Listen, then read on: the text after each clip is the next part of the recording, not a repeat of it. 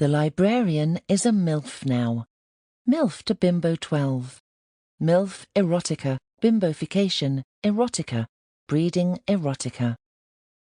Written by Tori Westwood. Narrated by Sallybeth.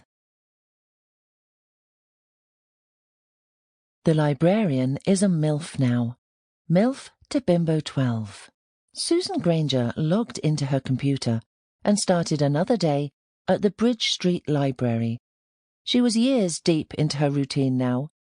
After her son left home, Susan threw herself into her work, often arriving well before the library opened and leaving long after closing time. Many thought it a shame.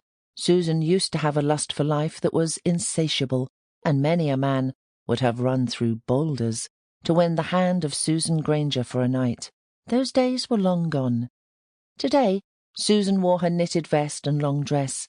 She barely even showed an inch of skin. Her thick-rimmed spectacles rested precariously on the tip of her nose as she stared down and tapped at the keyboard. She glanced up at the door as one of her regulars came in. "Morning, Kevin," she said, staring at the screen. "Morning, Mrs. Grainger," said Kevin. He set his laptop and coffee down at one of the research desks. He could almost taste the freedom of completing his degree. "Not long now, Kevin?" asked the stuffy librarian. "No, Mrs. Grainger.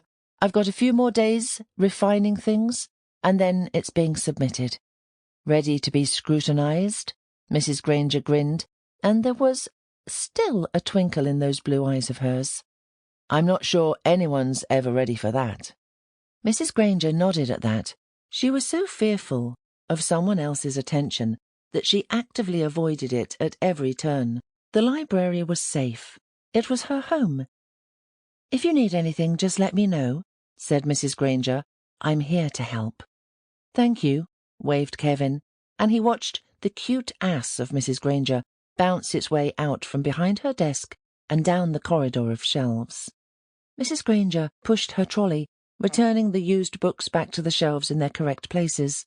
Sometimes they'd catch her eye, and she'd read the blurbs before putting the book away. Today there was nothing special, but amongst the pile Mrs. Grainger had already spotted a peculiar purple book that looked different to the rest. Its spine had bright yellow writing along it, with a black shadow that really made it pop. Mrs. Grainger had glanced at the title and been unimpressed. "How Women Get What They Want," it read.